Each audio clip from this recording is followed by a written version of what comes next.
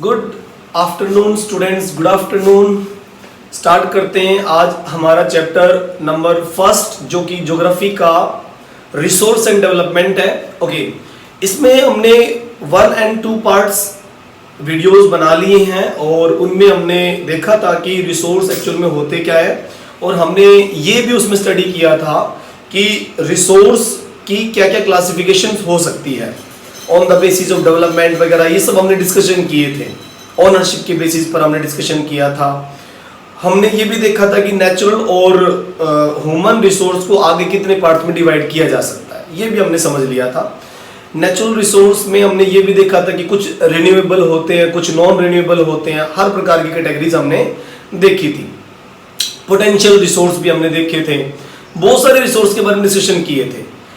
एक वीडियो में हमने ये भी डिस्कस किया था कि लैंड्स क्यों इंपॉर्टेंट होती है।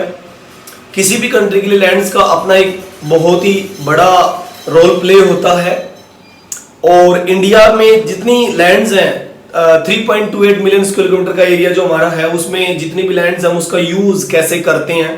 कहीं पे एग्रीकल्चर हो रही है, कहीं पे नॉन एग्रीकल्चर एरिया है, हम उसका अलग अलग टाइप में यूज करते हैं। ठीक है, हमने ये भी देखा कि लैंड्स डिग्रेड हो जाती है। आप अगर उनका ओवर यूज करते हो, फर्टिलाइजर्स ज्यादा यूज करते हो, पेस्टिसाइड यूज करते हो, तो न केवल लैंड डिग्रेड होती है बल्कि ग्राउंड वाटर, कोई pond water, lake water, river water contaminated हो जाता है, पॉल्यूट हो जाता है पूरी तरह से, और कहीं ना कहीं वो ह्यूमन के अंदर बहुत सारी डिजीज लेके आता है।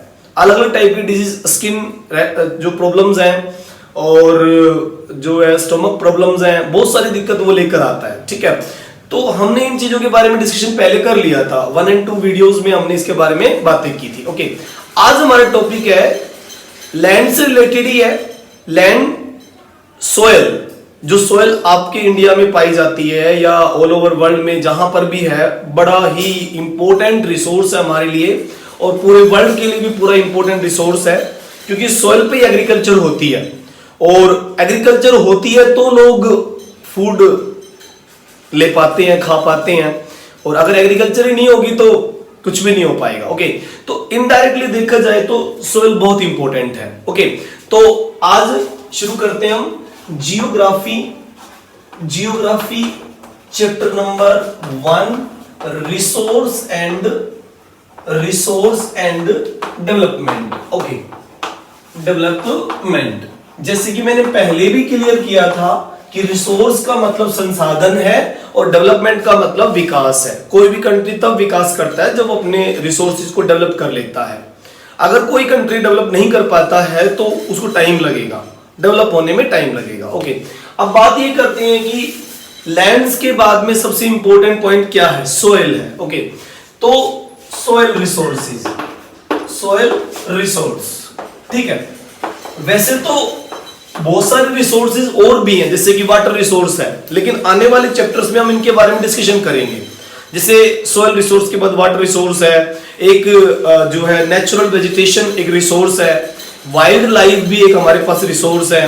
ठीक है, ऐसे बहुत सारे रिसोर्सेज है, न केवल सोयल, न केवल लैंड, बहुत सारे रिसोर्सेज हमारे पास, लेकिन वो आने वाले चैप्टर में 2, 3, 4, 5 हम उसमें डिस्कशन करेंगे उस बारे में। सारी चीजें एक ही लेसन में डिस्कस नहीं हो सकती, आपको भी पता है, लेंथ बढ़ जाती है चैप्टर की तो नहीं हो सकता। ओके, तो सोयल रिसोर्स, सबसे पहले ये समझना जरूरी है कि हमारे इंडिया में ये सोयल कहां कहां पाई जाती है, किस किस लोकेशन पे है, कैसे है, वो सारा कुछ हमें समझना है। ओके, तो देखिए हम इंडिया का एक मैप बना लेते हैं, और इंडिया के उस मैप के अकॉर्डिंग हम इसको जो है लोकेशन दे पाएंगे। ओके, इंडिया के इस मैप के अकॉर्डिंग हम इसको लोकेशन दे पाएंगे कि ये कहां है और कैसे, किस रूप में हमें पाई या मिलती है। ओके, ये देखो, हम एक इंडिया का मैप बना के इसके बारे में समझ सकते हैं। ओके, ये देखिए यहां पर मैं एक इंडिया का मैप बना रहा हूं आप लोगों के लिए, जस्ट ए मिनट वेट कीजिएगा। ओके, ये देखिए यहां हम इसको डिस्कशन कर सकते हैं। ओके, और यहां ओके,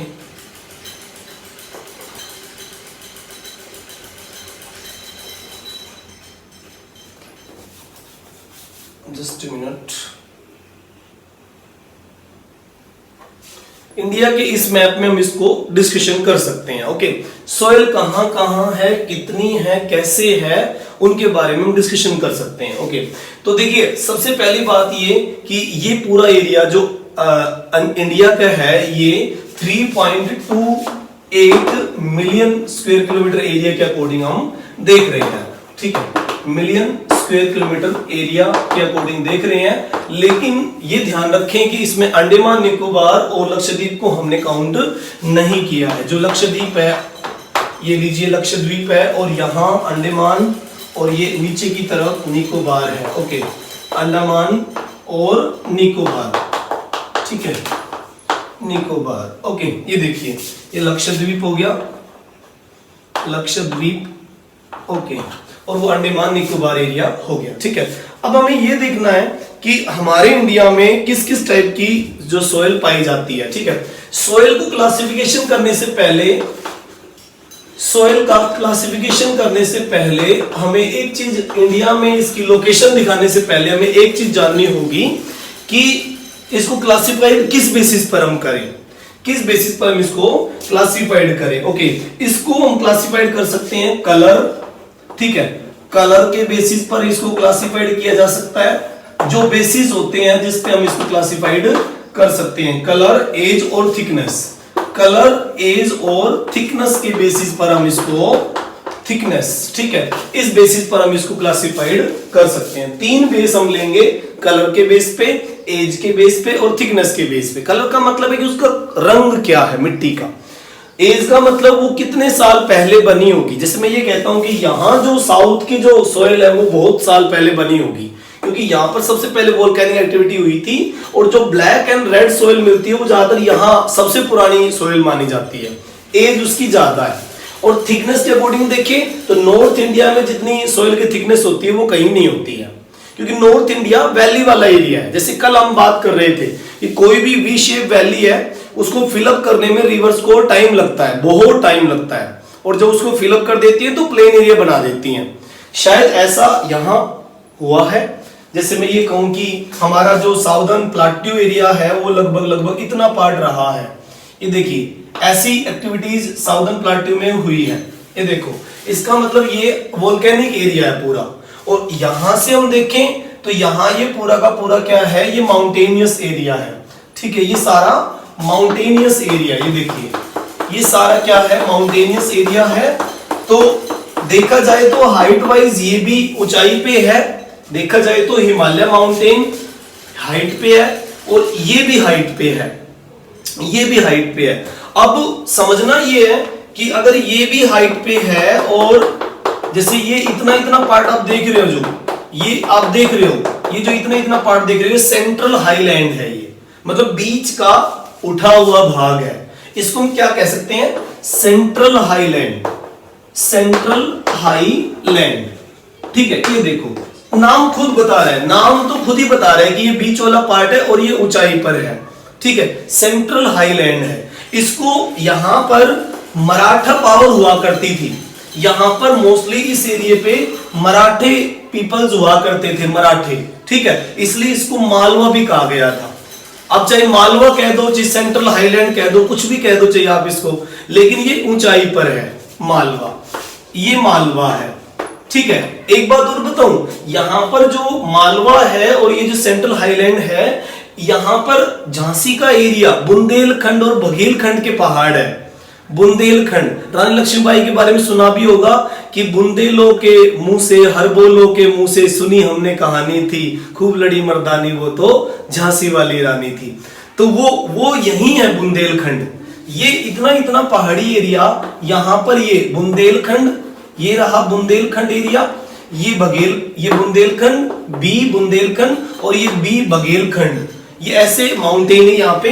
फिर यहां पर आप देखोगे तो सतपुड़ा और विंध्याचल, सतपुड़ा और विंध्याचल, यहां पर सतपुड़ा और विंध्याचल के माउंटेन भी आपको दिखेंगे। सतपुड़ा एस और विंध्याचल वी, बुंदेलखंड, बघेलखंड, सतपुड़ा, विंध्याचल, इस तरह के माउंटेन आपको नजर आएंगे। तो ये छोटी मोटी पहाड़ियों का एरिया भी है, पहाड़ियां मिलेंगी, माउंटेन नहीं मिलेंगे। आप सोच रहे हो कि बहुत ऊंचे ऊंचे माउंटेन मिल सकते हैं, ऐसा नहीं मिलेगा। एक्चुअल में यहाँ इस पूरे एरिया में वोल्केनिक एक्टिविटी हुई है। ये पूरा वोल्केनो वाला एरिया है, यहाँ पर वोल्केनो हुआ है। वोल्केनो बहुत साल पहले इंडिया में सबसे पहले यही पार्ट बना था, तो ये वोल्केनिक एरिया है। ओके, इसीलिए यहाँ पर ये सेंट्रल हाईलैंड और इसको मालवा और ये बुंदेलखंड, बघेलखंड, सतपुड़ा और विंध्याचल मिलेंगे। ओके, अब इसकी ऊंचाई है, ये एक्चुअल में टेबल लैंड शेप है, जैसे नॉर्मल प्लेन एरिया, फिर उसके बाद थोड़ा सा ऊंचाई पे आ गया और फिर ऐसे बन गया, फिर ये दोबारा से नॉर्मल प्लेन एरिया। ये प्लाट्यू एरिया है, प्लाट्यू, ये इस तरह की शेप में है। देखा जाए तो ये इस तरह की शेप में है। लेकिन एक बात ये भी है, ये इस साइड से भी ऊपर उठा हुआ है, ये इस साइड से भी ऊपर उठा हुआ है, इस साइड से भी ऊपर उठा हुआ है। एक बड़ी काम की बात सुनो बेटा, एक बहुत काम की बात सुनो, बाद में नोट करना, एक बार बहुत काम की बात सुनो कि ये इस साइड से भी उठा हुआ है और ये इस साइड से भी उठा हुआ है, ये इस साइड से भी उठा हुआ है, ये इस साइड से भी उठा हुआ है। यानी कि ऊंचाई कहां है इसकी? ऊंचाई है इस पूरे एरिया में, यहां ऊंचाई है ऐसे। ये देखो, ये ऊंचाई यहां है, मतलब कि ये वाला एरिया कहां है? ये जो नीचे वाला एरिया है ये यहां है, यहां है, यहां है, यहां है। इसका मतलब ऐसे भी, ऐसे भी, ऐसे भी है और ऐसे भी है, चारों तरफ इसका ढाल है। ये जगह हो गई, ये इसका ढाल इधर, ये इधर, ये इधर और ये इधर। अगर इस बात को समझ गए होंगे आप, अगर इस बात को समझ गए हैं तो आपको यह ध्यान होना चाहिए कि कुछ रिवर इधर जाएंगी, कुछ रिवर इधर जाएंगी और कुछ रिवर इधर आएंगी। अगर आप इसकी पोजीशन को समझ गए हैं तो चारों तरफ बीच से उठा हुआ है, चारों तरफ है। इसका मतलब जो रिवर उधर गई वो कौन सी है? चंबल रिवर, चंबल, केन, सोन, ये तीनों रिवर है जो उधर गई है। कौन से पहाड़ों से निकल के गई हैं? बुंदेलखंड, बघेलखंड, सतपुड़ा, विंध्याचल, इन पहाड़ियों से निकलकर उधर गई हैं। बुंदेलखंड, सतपुड़ा, विंध्याचल इधर से निकल के उधर गई हैं। कौन सी है? चंबल। देखो, चंबल गई है, केन, सोन, इस प्रकार की रिवर उधर गई हैं, इस प्रकार की रिवर उधर गई हैं। ओके, अब जब ये रिवर उधर जाएंगी, ठीक है, और इधर की तरफ कौन सी आएंगी? देखो, नर्मदा, इधर आती है नर्मदा। कौन सी है? नर्मदा। ओके, और ये कौन सी है? तापी। नर्मदा, तापी दोनों बराबर बराबर उधर निकलती हैं, इधर आती हैं दोनों के दोनों, ठीक है। महाराष्ट्र के एरिया से निकलकर नर्मदा और तापी इधर आती हैं, और उधर की तरफ तो 3-4 रिवर हैं। कौन सी है? महानदी है, कावेरी है, कृष्णा है, ऐसी बहुत सारी, महानदी, गोदावरी, कृष्णा, कावेरी उधर निकलेंगे सारी। कौन कौन सी? देखो, यहां महानदी, ये कौन सी है? महानदी। ओके, महानदी। फिर उसके बाद दूसरे नंबर इधर से आ रही है, वो है गोदावरी, गोदावरी। ओके, फिर उसके बाद यहां से निकल के आ रही है वो कृष्णा। ओके, कृष्णा। ओके, फिर उसके बाद में नीचे से आ रही है कावेरी। भाई, जिन बच्चों को ये समझ में आ गया ना, वो सोयल आराम से समझ जाएगा, उसको पता लग जाएगा कि सोयल कहां पर और कैसी कौन सी है।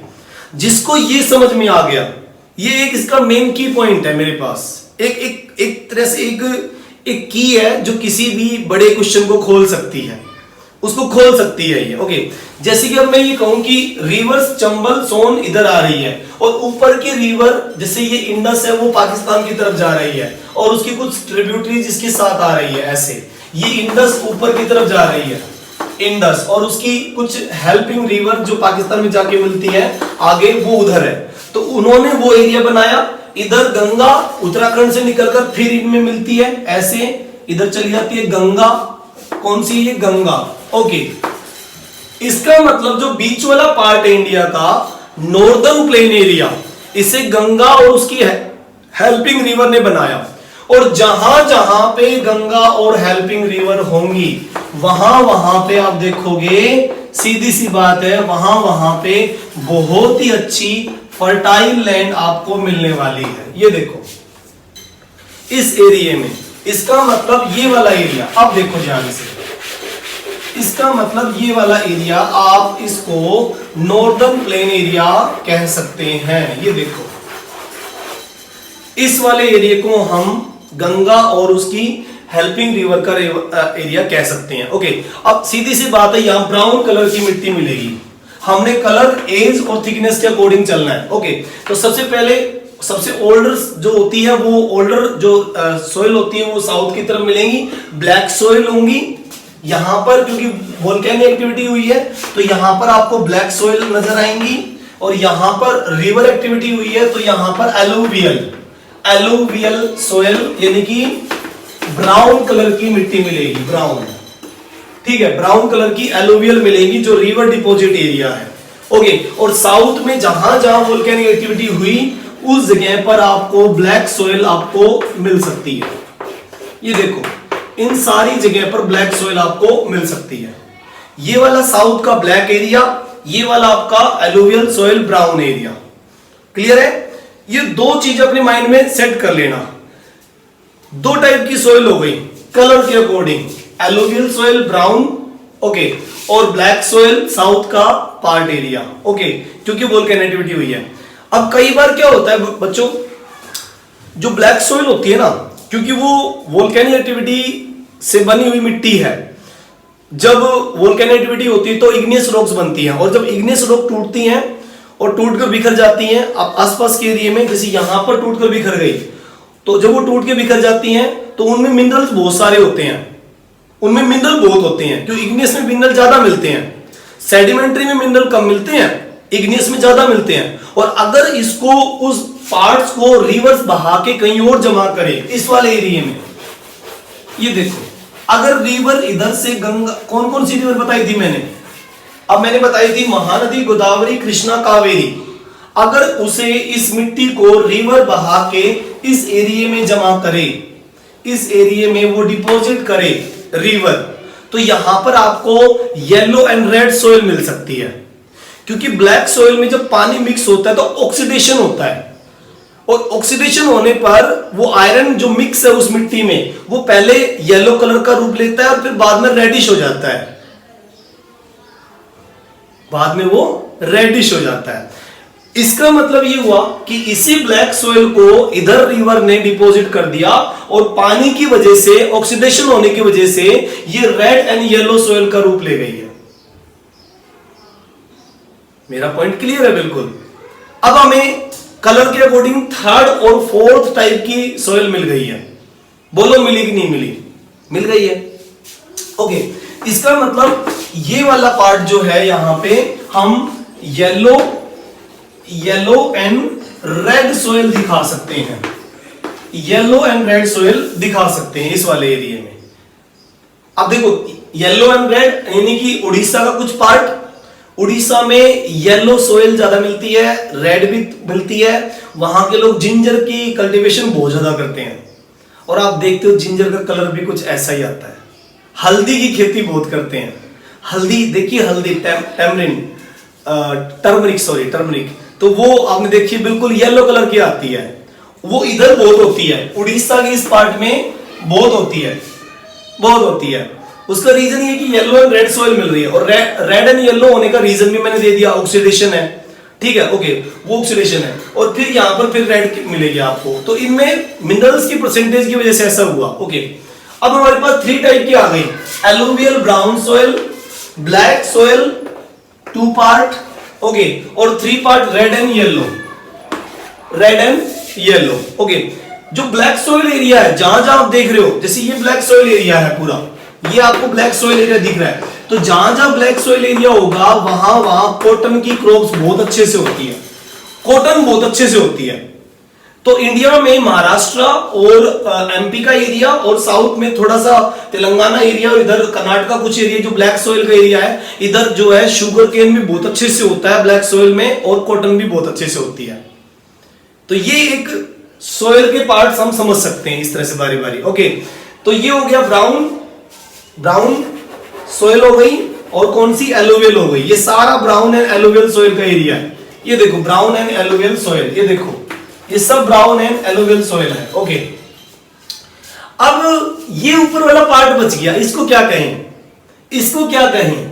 तो आपने देखा होगा कि कई जगह पर माउंटेन एरिया से होते जहां पे कंक्रीट वाली मिट्टी मिलती है, उसमें थोड़े से कंकर होते हैं, बारीक बारीक बारीक बारीक कंकर होते हैं, उनके कलर येलो भी हो सकते हैं और वो मिट्टी उस टाइम में थोड़ी सी रेडिश भी हो सकती है, क्योंकि पहाड़ों के ऊपर जो वोल्केनिक एक्टिविटी हुई है उनमें भी मिनरल्स हैं।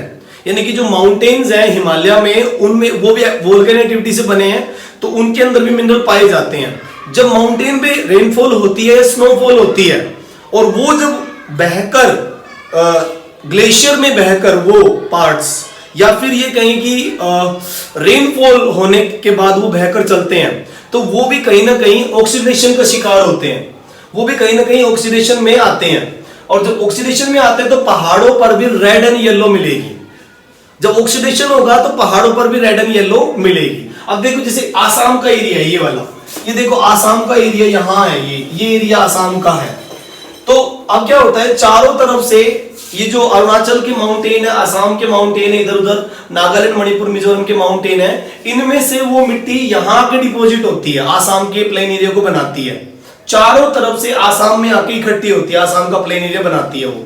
ये कुछ इस तरह का प्लेन एरिया है, देखो ये कुछ इस तरह का प्लेन एरिया है, यहां तक है ये, यहां पर मेघालय जाता है नीचे और यहां तक एरिया है।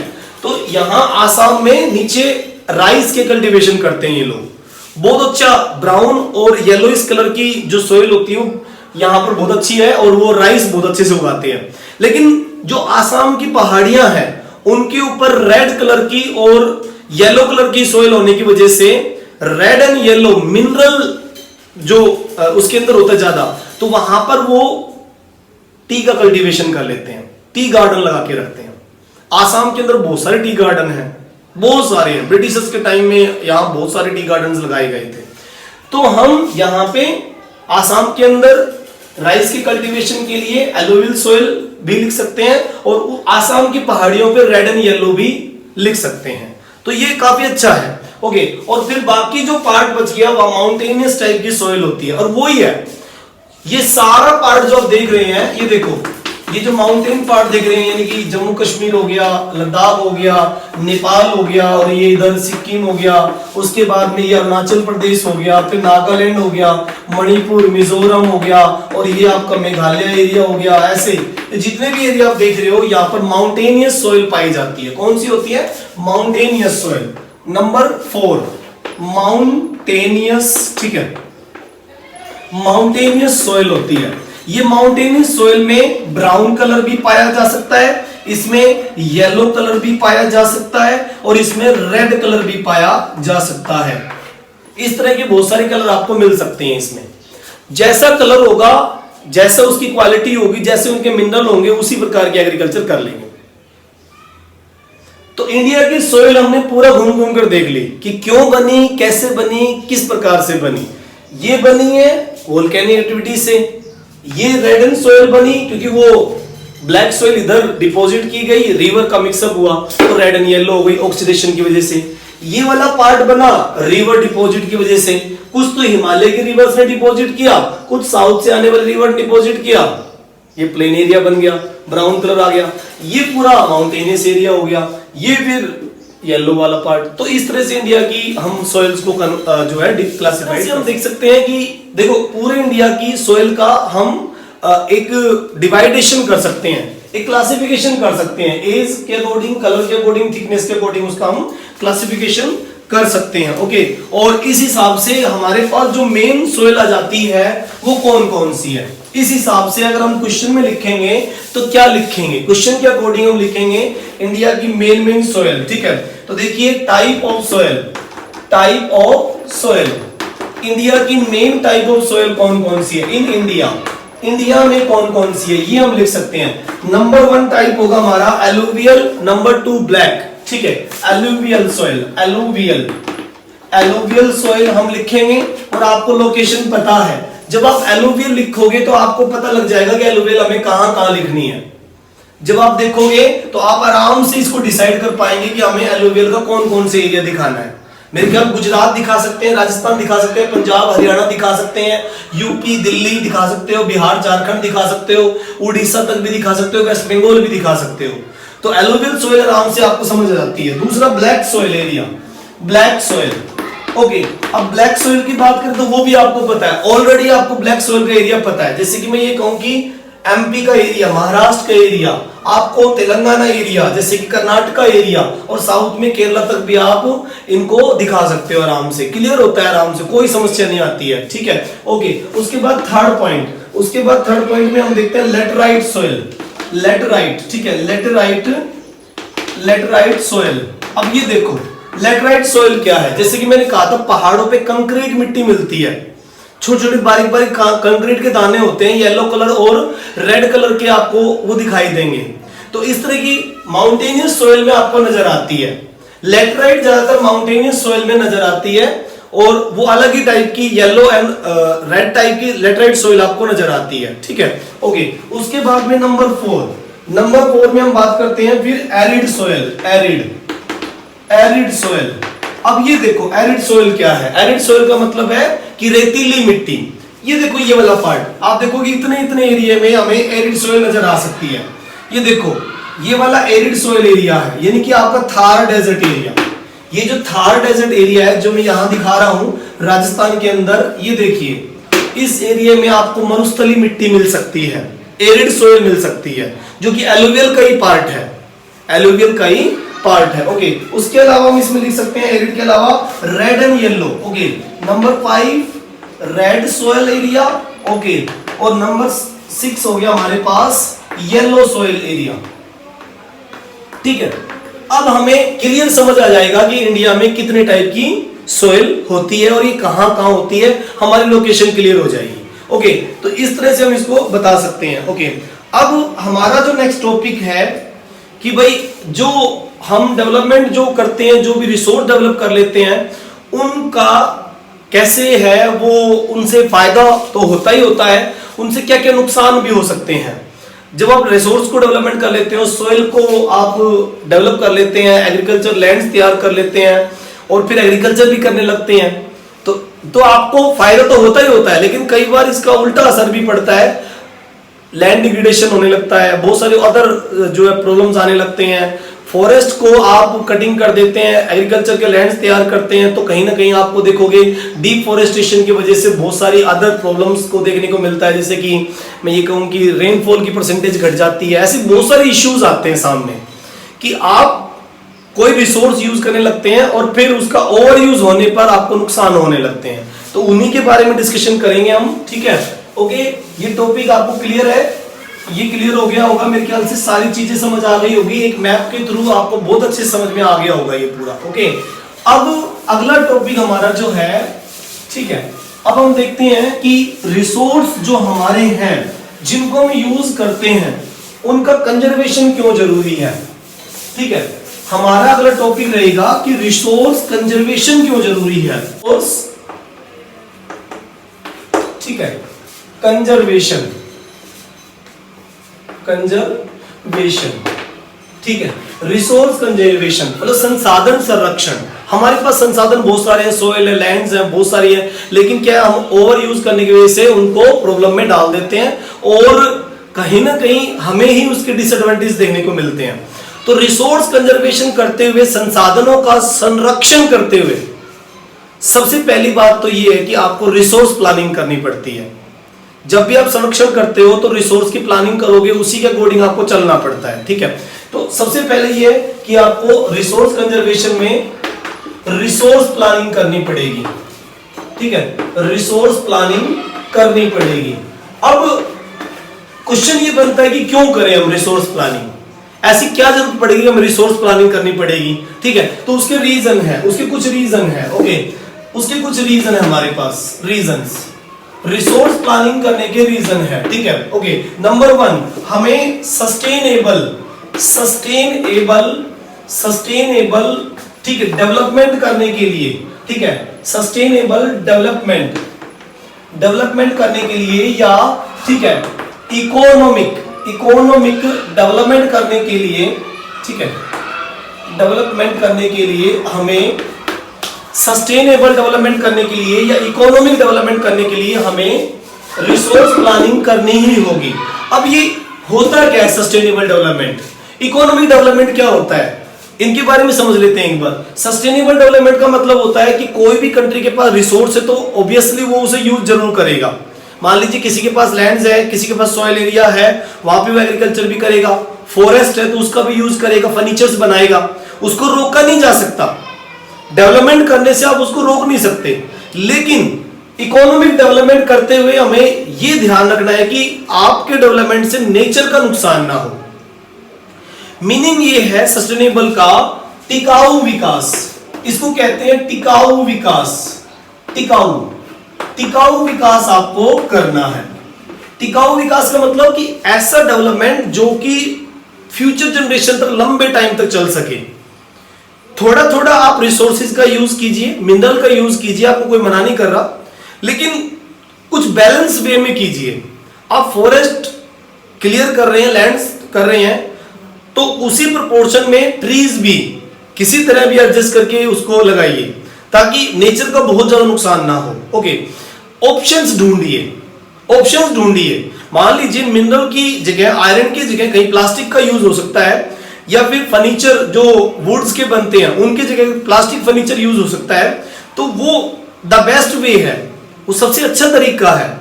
इससे क्या होगा, नेचर का नुकसान होगा, नुकसान कम से कम होगा। ठीक है, मतलब कि ए डेवलपमेंट, ठीक है, ए डेवलपमेंट, ठीक है, development without harming the nature, without harming, ठीक है, हार्मिंग द नेचर, ठीक है। सस्टेनेबल डेवलपमेंट क्या है कि एक ऐसा डेवलपमेंट जिसमें नेचर को हार्म नहीं किया जाता, नेचर के साथ बैलेंस बनाया जाता है। अगर आप बैलेंस बना सकते हो तो सस्टेनेबल डेवलपमेंट आप कर रहे हो। ये किसी भी कंट्री के लिए अच्छी बात है। जिससे मैं ये कहूं कि फॉरेस्ट एरिया है, आपको पेड़ काटने हैं, उसको फर्नीचर बनाना है, ऐसे बहुत सारे काम करने हैं, तो आप उसके लिए पहले से रिप्लेस कीजिए, बहुत सारे ट्रीज पहले से उगा दीजिए, ताकि जब आपको वो बड़े पेड़ काटने पड़े तो तब तक वो दूसरे जो है स्मॉल वन जो है वो बड़े हो जाए, वो बड़े हो जाएंगे इतने, आप बिग ट्रीज को काट लीजिए, स्मॉल वन कवर कर लेंगे जगह। तो ऐसा सही है ये तरीका। ओके, तो आपको सस्टेनेबल करने के लिए जरूरी है। ओके, और दूसरा, ठीक है, सबसे पहले तो एक रीजन तो ये हो गया, सस्टेनेबल डेवलपमेंट करने के लिए हमें जरूरी है। दूसरा रीजन ये हो गया कि नैरोइंग द गैप, नैरोइंग, ठीक है, narrowing the gap between rich and poor, ठीक है, रिच और पुअर के बीच में जो गैप बन गया है बहुत ज्यादा, उस गैप को कम किया जाए किसी तरह से। वो कैसे कम हो सकता है, रिच एंड पुअर के बीच में जो गैप बन गया वो कैसे कम हो सकता है? भाई देखो, अगर रिसोर्स का ज्यादा यूज करेंगे तो ऑटोमेटिकली रिच और रिच होते चले जाएंगे। ओवर यूज होने पर मान लीजिए किसी के पास रिसोर्स बहुत ज्यादा और उसका यूज किए जा रहे तो वो एक गैप बनेगा। तो अगर हमें रिच और पुअर के बीच का गैप कम करना है तो हमें रिसोर्स की प्लानिंग करनी ही होगी ताकि सभी को फायदा हो, किसी एक को फायदा ना हो, एक रिच पर्सन बहुत ज्यादा रिच ना हो जाए कम से कम। ओके, तीसरा रीजन एक और है हमारे पास, ठीक है। ओके, देखिए एक और रीजन है, क्योंकि रिसोर्स ठीक है पूरी तरह से आर अनइवनली डिस्ट्रीब्यूटेड, ठीक है, अनइवनली डिस्ट्रीब्यूटेड, ठीक है। ओके, मतलब कि ये कि रिसोर्स पूरी तरह से बराबर डिस्ट्रीब्यूट नहीं है, सब जगह पर इक्वल नहीं है, कहीं पे आयरन ज्यादा है, कहीं पे कॉपर ज्यादा है, कहीं कुछ भी नहीं है। तो इसके लिए हमें रिसोर्स प्लानिंग करनी पड़ती है। नंबर 1 सस्टेनेबल डेवलपमेंट करना है तो रिसोर्स प्लानिंग करनी होगी। नंबर 2 रिच और पुअर का गैप कम करना है तो रिसोर्स प्लानिंग करनी होगी, नहीं तो फ्यूचर में ऐसा ही होता रहेगा, रिच और रिच हो जाएगा, पुअर और पुअर हो जाएगा रिसोर्स का यूज कर करके, ठीक है। ओके, तीसरा पॉइंट, रिसोर्स अनइवनली डिस्ट्रीब्यूटेड है, सब जगह पर बराबर नहीं है। तो जब सब जगह पर बराबर नहीं है, आपके पास लिमिटेड स्टॉक है, तो आपको रिसोर्स प्लानिंग करनी ही होगी, नहीं तो एकदम से आज ही एट प्रेजेंट टाइम में वो फिनिश हो जाएंगे, फ्यूचर के लिए कहां बचा पाएंगे, फ्यूचर के लिए नहीं होगा। तो ऐसे में हमें प्लानिंग करनी होगी। अब प्लानिंग कैसे कर सकते हैं, रिसोर्स के प्लानिंग की क्या पार्ट है? ओके, अब देखिए प्रोसेस ऑफ रिसोर्स प्लानिंग, ठीक है, process of resource planning. Okay, resource planning सबसे पहले क्या करना पड़ता है, किसी जगह पे कोई रिसोर्स है तो उसको आइडेंटिफाई करना पड़ता है, सर्वे करना पड़ता है, तभी तो रिसोर्स प्लानिंग हो पाएगी, तभी रिसोर्स कंजर्वेशन हो पाएगा। संरक्षण कैसे होगा? जब तक आपको पता ही नहीं है कि कौन से रिसोर्स कहां पर ज्यादा है, कहां पर कम है, तब तक आप प्लानिंग नहीं कर पाएंगे, सीधी सी बात है। ओके, तो इसके लिए हमें क्या करना पड़ेगा? आइडेंटिफाई, ठीक है, ठीक है, आइडेंटिफाई रिसोर्सेज। पहले हमें रिसोर्सेज को आइडेंटिफाई करना होगा। दूसरा प्रोसेस, ठीक है, evolving planning structure, evolving planning structure, ठीक है। आपको प्लानिंग स्ट्रक्चर को तैयार करना होगा, उसे इवोल्यूट करना पड़ेगा, मतलब आपको उसको समझना पड़ेगा, समझ के ही आप उसमें वो प्लानिंग लगा सकते हैं। क्योंकि अलग अलग कंट्री का इकोनॉमिक स्ट्रक्चर अलग अलग होता है, तो हर एक अलग अलग कंट्री के लिए अलग अलग ही इकोनॉमिक प्लान लगाया जा सकता है। जैसे इंडिया की स्पेशलिटी अलग है, तो उसके इकोनॉमिक स्ट्रक्चर के अकॉर्डिंग वहां पर वैसा ही प्लान काम करेगा। हर एक कंट्री का इकोनॉमिक डेवलपमेंट या इकोनॉमिक प्लान एक दूसरी कंट्री पे सूटेबल नहीं हो सकता। जैसे मैं ये कहूं कि अफ्रीका के लोगों का अगर प्लान हम इंडिया पे अडॉप्ट करें तो नॉट पॉसिबल, यूरोप के कंट्रीज का इकोनॉमिक प्लान हमारे इंडिया पे लगाएं तो that is not possible. Condition और उनकी लोकेशन का अंतर होता है, ठीक है। तो ये इवॉल्विंग करना पड़ेगा हमें। ओके, तीसरा पॉइंट ये है, match the plan with national economy, match the plan with national economy, मतलब हमें नेशनल इकोनॉमी के साथ हमें उसको प्लान करना होगा, तभी कर पाओगे। ये प्रोसेस है रिसोर्स प्लानिंग का, ठीक है।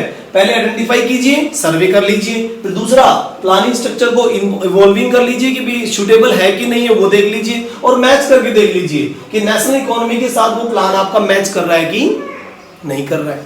फिर उसके बाद आप उसको लगा सकते हैं, ठीक है, लगा सकते हैं। ओके, फिर कैसे पता लगेगा? ठीक है, सक्सेस ऑफ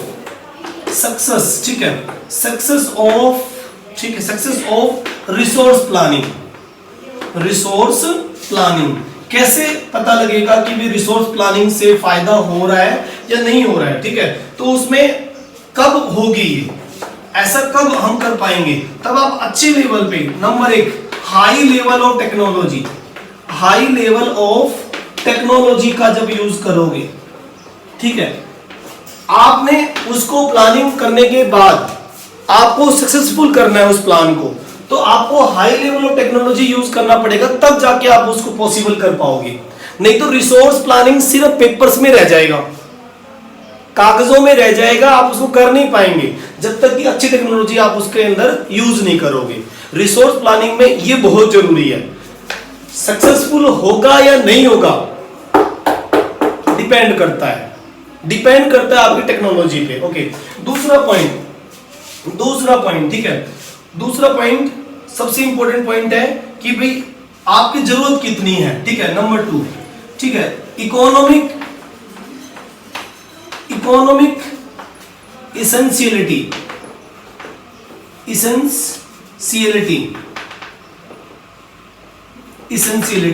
मतलब कि आपकी जरूरत कितनी है ये देखा जाएगा कि आप एक डेवलपिंग कंट्री है या डेवलप्ड कंट्री है, उसी हिसाब से आपका प्लान मैच करेगा।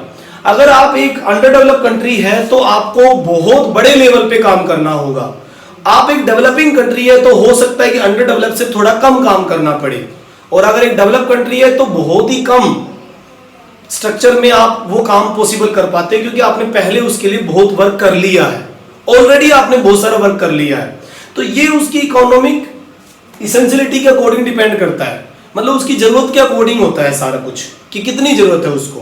तो इस तरह से रिसोर्स प्लानिंग करके हम किसी भी कंट्री के लिए डेवलपमेंट के रास्ते खोल सकते हैं, इन फ्यूचर उसको कुछ बचा के दे सकते हैं, आने वाली जनरेशन उसको आराम से यूज कर सकती है, सारा कुछ हो सकता है। ऐसी ही प्लानिंग रियो डी जेनेरो में हो रही थी, एजेंडा 21। अब इसको अगर हमें समझ में आ गया है तो यही सब कुछ डिस्कशन हो रहा था उस समय 1992 में रियो डी जेनेरो ब्राजील में, ठीक है। अब आपको समझ आ जाएगा पूरा का पूरा कि ये लोग वहां किस चीज को डेवलपमेंट करने की बात कर रहे थे, ये किस तरह के सस्टेनेबल डेवलपमेंट की बात कर रहे थे। ओके, तो बात करते हैं, ठीक है, अर्थ समिट की, सस्टेनेबल डेवलपमेंट थीम अर्थ समिट 1992। ये देखो अर्थ समिट 1992। जस्ट ए मिनट बच्चों,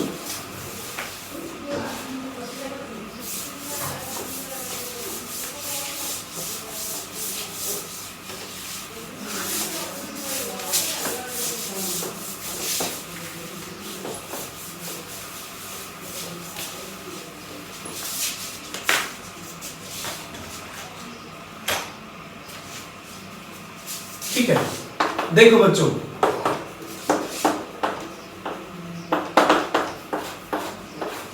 अर्थ समिट यानी कि विश्व पृथ्वी सम्मेलन, ठीक है, विश्व पृथ्वी सम्मेलन इसको कहेंगे अर्थ समिट 1992 ब्राजील। ओके, ब्राजील में ये हुआ, ब्राजील साउथ अमेरिका में, ये ध्यान रखना। ओके, साउथ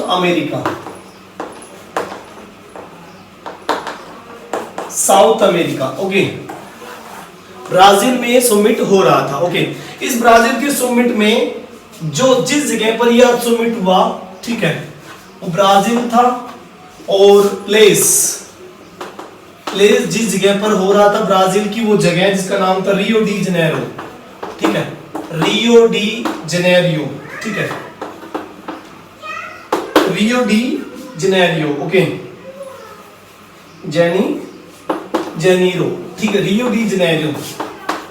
इस जगह पर ये अर्थ समिट हुआ और ऑल ओवर वर्ल्ड से 100 कंट्रीज के हेड यहां पर इकट्ठे हुए बातचीत करने के लिए, क्योंकि एक्स्ट्रा डेवलपमेंट की वजह से, ओवर यूज ऑफ रिसोर्स की वजह से जो पूरे वर्ल्ड में प्रॉब्लम्स आ गई थी, उन सब की वजह से पूरी जो है बायोम्स, ये कहेंगे पूरी जो अर्थ के ऊपर लाइफ है वो पूरी तरह डिस्टर्ब हो गई थी। कुछ ऐसे टॉपिक डिस्कशन होने वाले थे जिनका रिलेशन मोस्टली सभी कंट्रीज से था, जिनका रिलेशन मोस्टली सभी कंट्रीज की टेंशन के लिए था, कि उन सब की टेंशन थी वो। ओके, तो देखिए यहां पर 100 हेड्स, ठीक है, 100 हेड्स इकट्ठे हुए और डिफरेंट कंट्रीज ये इकट्ठे हुए, ठीक है, अलग अलग कंट्री से 100 से भी ज्यादा हेड्स यहां पर इकट्ठे हुए, ठीक है। ओके, और ये लोग जून में इकट्ठे हुए थे। ये कब की बात है? 5 जून, याद रखना ये डेट, 5 जून 1992। शायद इसी के बाद में पूरे वर्ल्ड में वर्ल्ड अर्थ डे 5 जून को मनाया जाने लगा। पूरे वर्ल्ड में 5 जून को जो वर्ल्ड अर्थ डे मनाया जाने लगा। ओके, ये लोग अलग अलग कंट्री से यहाँ इकट्ठे हुए थे और ठीक है, ये लोग जो टॉपिक डिस्कशन करने वाले थे, टॉपिक, ठीक है, जो डिस्कशन होने वाला था, डिस्कशन जो यहां पर इन 100 हेड्स के बीच में टॉपिक डिस्कशन होने वाला था, वो टॉपिक थे अर्जेंट प्रॉब्लम्स, ठीक है, प्रॉब्लम्स, अर्जेंट प्रॉब्लम्स, ठीक है, ऑफ इन्वायरमेंट प्रोटेक्शन, इस तरह के टॉपिक डिस्कशन होने वाले थे। अर्जेंट प्रॉब्लम्स ऑफ इन्वायरमेंट, ठीक है, प्रोटेक्शन के बारे में डिस्कशन होने वाला था। ये डिस्कस करने वाले थे, ठीक है, ग्लोबल क्लाइमेटिक चेंज के बारे में, ग्लोबल क्लाइमेटिक चेंज के बारे में, ठीक है, ग्लोबल वार्मिंग के बारे में, ठीक है, ये बात करने वाले थे, ठीक है, डिफरेंट टाइप के पॉल्यूशन से होने वाले खतरों के बारे में, ठीक है, कितने अलग अलग टाइप के खतरे, इन्वायरमेंटल डैमेज, इन्वायरमेंट, ठीक है, environmental damage due to pollution की वजह से। पॉल्यूशन कई टाइप के होते हैं, आपको पता है, air pollution, water pollution, land pollution, कितने टाइप के पोल्यूशन होते हैं। तो उन पोल्यूशन की वजह से जो इन्वायरमेंट डैमेज हुआ है उनके बारे में डिस्कशन करने वाले थे। Okay, number 1, number 2, number 3, number 4 topic discussion, poverty. Poverty all over the world, ठीक है, ऑल ओवर द वर्ल्ड, ठीक है, स्पेशली अफ्रीका, स्पेशली अफ्रीका और एशिया, अफ्रीका और एशिया, स्पेशली अफ्रीका और एशिया को ये लोग डिस्कशन करने वाले थे कि वहां पर इतनी ज्यादा गरीबी क्यों है, इतनी ज्यादा गरीबी क्यों है, क्या रीजन है, डेवलपमेंट क्यों नहीं कर पा रहे हैं, इतने सारे रिसोर्सेज होने के बाद भी क्यों नहीं कर पा रहे हैं। ये 100 हेड्स इतनी सारी डिस्कशन पे बातचीत करने वाले थे। एक्चुअल में ये लोग जब इकट्ठे हुए तो इनका टॉपिक डिस्कशन था, 21 टॉपिक थे, यानी कि 21 सेंचुरी के लिए ये लोग कुछ डिस्कशन करने वाले थे। अगर हम, ठीक है, 21 सेंचुरी के लिए, 21 सेंचुरी के लिए अगर हम 21 सेंचुरी के लिए कुछ टॉपिक डिस्कशन कर रहे हैं, अगर हम 21 सेंचुरी के लिए, आने वाली सेंचुरी के लिए, फ्यूचर जनरेशन के लिए कुछ टॉपिक डिस्कशन कर रहे हैं ताकि कोई सॉल्यूशन हो सके, तो इन सभी टॉपिक को एजेंडा 21 नाम दिया जा सकता है, एजेंडा 21, ठीक है। तो यहां पर ये टॉपिक डिसाइड हुए, एजेंडा 21, ठीक है, एजेंडा 21 इसको नाम दिया गया, एजेंडा 21 नाम दिया गया, और यहां पर ये लोग इसके बारे में डिस्कशन करने वाले थे। ओके, डिस्कशन करने वाले थे, और इस एजेंडा 21 को, ठीक है, 21 डिस्कशन करने वाले थे, और एक और बड़ी डिस्कशन थी यहां पे, एक और बड़ी डिस्कशन थी 21 सेंचुरी के बारे में, और वो 5 नंबर पे, जिसको कहते हैं सोशियो इकोनॉमिक डेवलपमेंट, ठीक है, special talk on socio economic development, socio economic development के बारे में बातें होने वाली थी, सोशियो इकोनॉमिक डेवलपमेंट के बारे में बातें होने वाली थी। तो मेरे पास ये 5 टॉपिक है, global warming, global climatic change, environment damage due to pollution, okay, और poverty all over the world specially in Africa and Asia, and special talk on socio economic development, socio यानी कि सामाजिक आर्थिक विकास पूरे वर्ल्ड का हो, इस तरह की ये डिस्कशन यहां पर होने वाली थी। ये कुछ 5 टॉपिक है, ऐसे बहुत सारे टॉपिक थे जो मैंने बोर्ड पे लिखे, ये केवल 5 टॉपिक आपके सामने है, आप इनको क्वेश्चन में आंसर में लिख सकते हैं, लेकिन इस तरह के बहुत सारे टॉपिक और भी थे, बहुत सारे टॉपिक थे। जैसे मैं आपको कहूं कि इसमें ओजोन होल डिप्लेशन का भी जिक्र था, इस वाले रियो डी जेनेरो समिट में ओजोन होल के बारे में बातें भी हो रही थी कि ओजोन होल अंटार्कटिका के आसपास देखा गया है, ओजोन लेयर का डिप्लेशन हो रहा है, वो डिप्लेशन बहुत ज्यादा खतरनाक हो सकता है। ओके, वो डिप्लेशन जो बहुत ज्यादा खतरनाक हो सकता है उसके बारे में बातें हो रही थी। ओके, इसको नाम दिया गया, ठीक है, इस पूरी बात, इस बातों को, ये जो पूरा टॉपिक डिस्कशन हो रहा था, इसको नाम दिया गया UNCED, इस पूरे टॉपिक को UNCED नाम दिया गया, मतलब कि यूनाइटेड नेशन, इसको कहा गया यूनाइटेड नेशन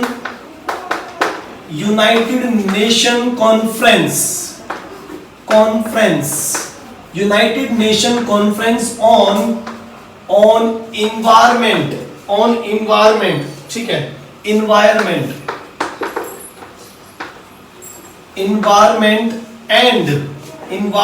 एंड डेवलपमेंट। देखो, इस पूरे 5 तारीख के हुए इस डिस्कशन को हम UNCED डिस्कशन कह सकते हैं, UNCED डिस्कशन कह सकते हैं। आपके लॉन्ग क्वेश्चन, शॉर्ट क्वेश्चन में इसमें से बहुत सारे क्वेश्चन आते हैं, बहुत बार आते हैं, हर बार एनटीएससी में कहीं ना कहीं इसको घुमा के दे देते हैं, तो आपको इसमें बिल्कुल भी कंफ्यूज नहीं होना है। अगर UNCED की फुल फॉर्म आए तो भी हम आराम से लिख देते हैं, क्योंकि यहां पर अलग अलग कंट्री इकट्ठे हुए हैं, अगर 100 हेड्स यहाँ लगभग इकट्ठे हैं तो यूनाइटेड नेशन कॉन्फ्रेंस हो रही है, पूरे विश्व की कॉन्फ्रेंस हो रही है जहां पे अगर इतने लोग इकट्ठे हो रहे हैं, यूनाइटेड नेशन कॉन्फ्रेंस मतलब बातचीत की जा रही है। कौन से टॉपिक पे बात हो रही है? इन्वायरमेंट एंड डेवलपमेंट के टॉपिक पे बात हो रही है। तो सिंपल सी डेफिनेशन बनती है UNCED, बहुत आसान सी डेफिनेशन है, कोई प्रॉब्लम नहीं होनी चाहिए। ये देखो, कोई प्रॉब्लम आपको इसकी डेफिनेशन याद करने में नहीं होनी चाहिए, ये आराम से क्लियर होता है टॉपिक। ये वाला टॉपिक रियो डी जेनेरियो का आराम से क्लियर होता है टॉपिक, कोई दिक्कत नहीं आती है इसमें, ठीक है। तो आई थिंक ये समझ गए होंगे आप लोग। ये भी इस लेसन का एक बहुत इंपॉर्टेंट पार्ट था, बहुत ही इंपॉर्टेंट पार्ट था, जिसको एजेंडा 21, कई बार आपसे क्वेश्चन ये भी पूछा जा सकता है कि व्हाट इज एजेंडा 21। तो आपको एजेंडा 21 के पूरे जो है सिनेरियो देने पड़ेंगे कि कहां पर हो रहा था, क्या हो रहा था। एक्चुअल में ब्राजील में हो रहा था और साउथ अमेरिका में हो रहा था, जगह का नाम रियो डी जेनेरो में हो रहा था। ये सारी चीजें आपको बतानी पड़ेंगी, ओके। इसके बाद में इन लोगों ने इन सारी प्रॉब्लम्स का सॉल्यूशन जो निकाला, वो सबसे बड़ी थीम जो इन्होंने यहां पर दी थी, सस्टेनेबल डेवलपमेंट, जिसके बारे में अभी मैंने बात की थी, अभी थोड़ी देर पहले हमने बात की थी कि सस्टेनेबल डेवलपमेंट क्या है। एक्चुअल में इन सभी लोगों ने इस तरह का सॉल्यूशन निकाला था। इन्होंने निकाला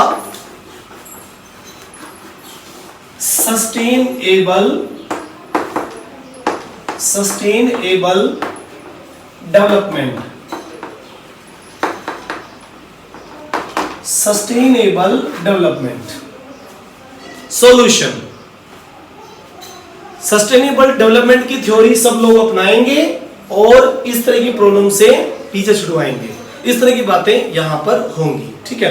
तो ये हमें आसानी से याद हो जाएगा, कोई दिक्कत नहीं है इसमें, ओके। और बहुत सारे इश्यूज जो है हमारे हो गए हैं इसमें सॉल्यूशन।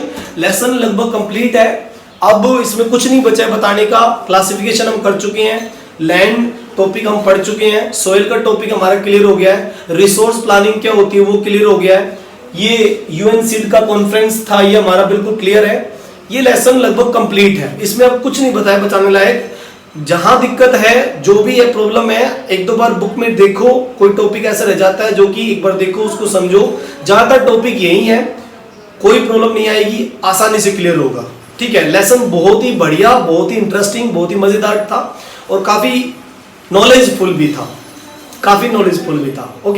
ओके। बाय बच्चों, आज के लिए इतना ही, थर्ड पार्ट में इतना ही।